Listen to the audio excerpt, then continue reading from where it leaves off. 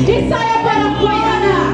Quantos aqui se depararam mortos em uma UTI, desenganado no médico, e o Senhor ainda há vida em ti? Mas lembre da minha bondade, lembre da minha misericórdia sempre.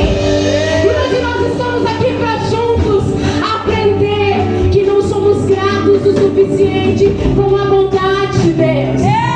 Que não somos gratos o suficiente porque na primeira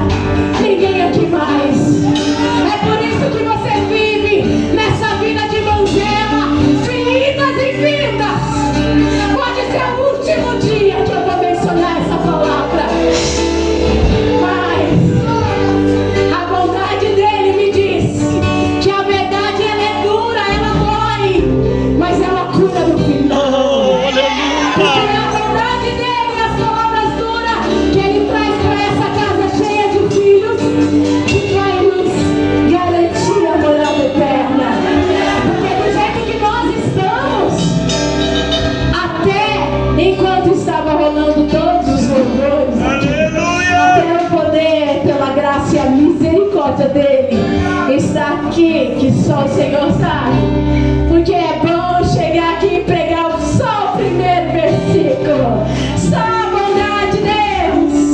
O difícil é meditar nesse salmo e entender que o salmista estava fazendo nós se lembrarmos do que Deus já tinha feito. O salmista queria que aquele povo voltasse lá quando o mar abriu e eles passaram em terra seca.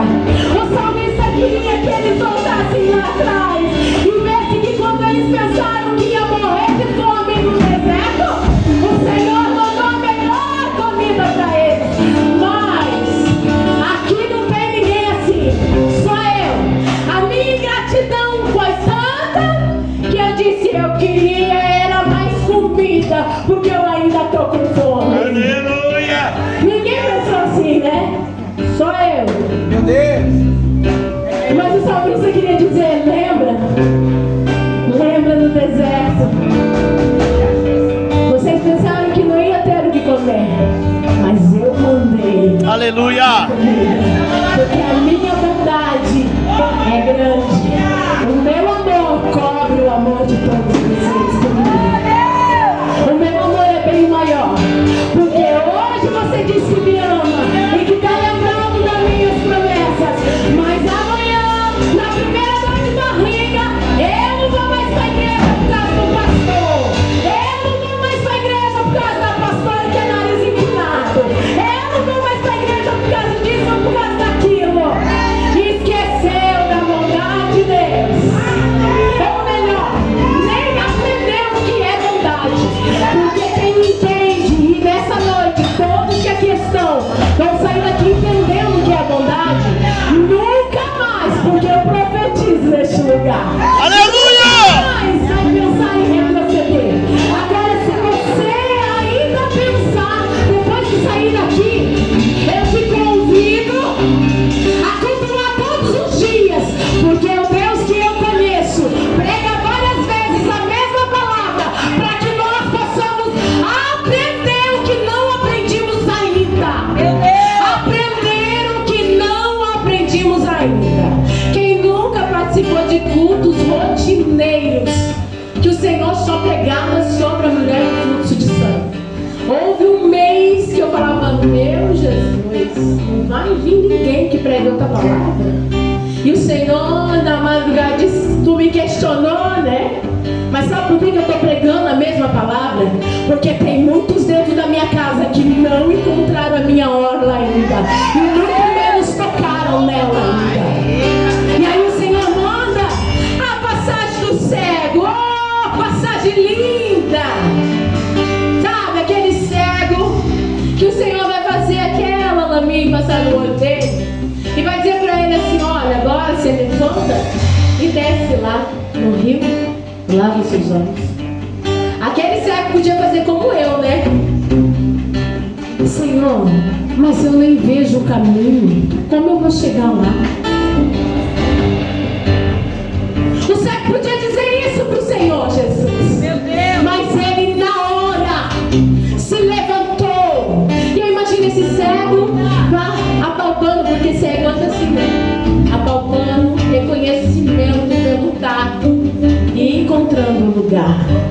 E chegando lá e lavando seus olhos. E voltando a enxergar. Mas aí depois eu vejo um povo que vai dizer: será que é ele? É ele que vai lá? Aquele cego fedido, mendigo, é ele?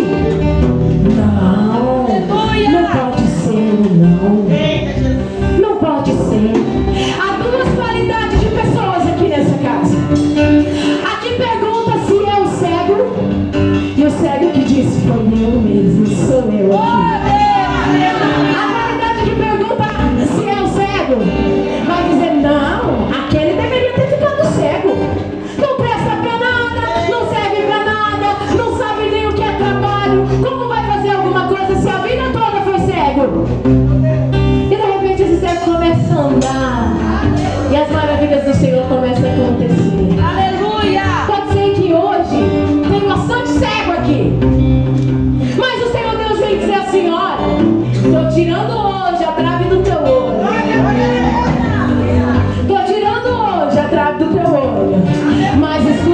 pecadores que estão lá fora. Porque depois que eu tiro a trave do olho, algo diferente acontece.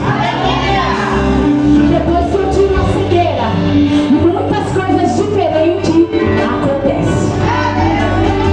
E o povo que faz aquele rumor está dizendo: isso daí foi uma cura passageira.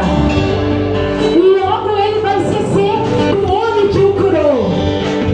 E vai voltar a ser mendigo cego de novo. Vou usar o meu irmão aqui.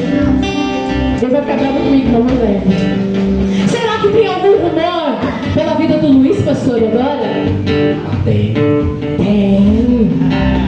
Tem muitos. Tem muitos contando as horas.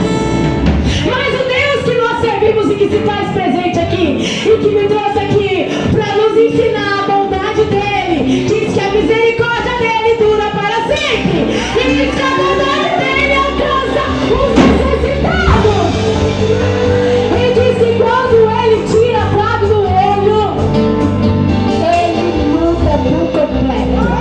Mas eu tenho algo duro para te dizer, Luiz. E eu já disse aqui e vou dizer de novo.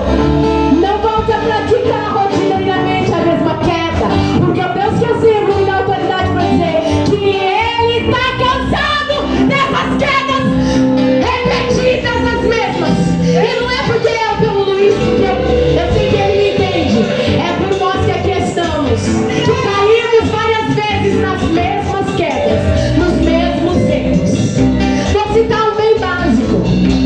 Alguém orou e disse: não vou falar mais da dirigente do círculo de oração, porque Jesus está me provando.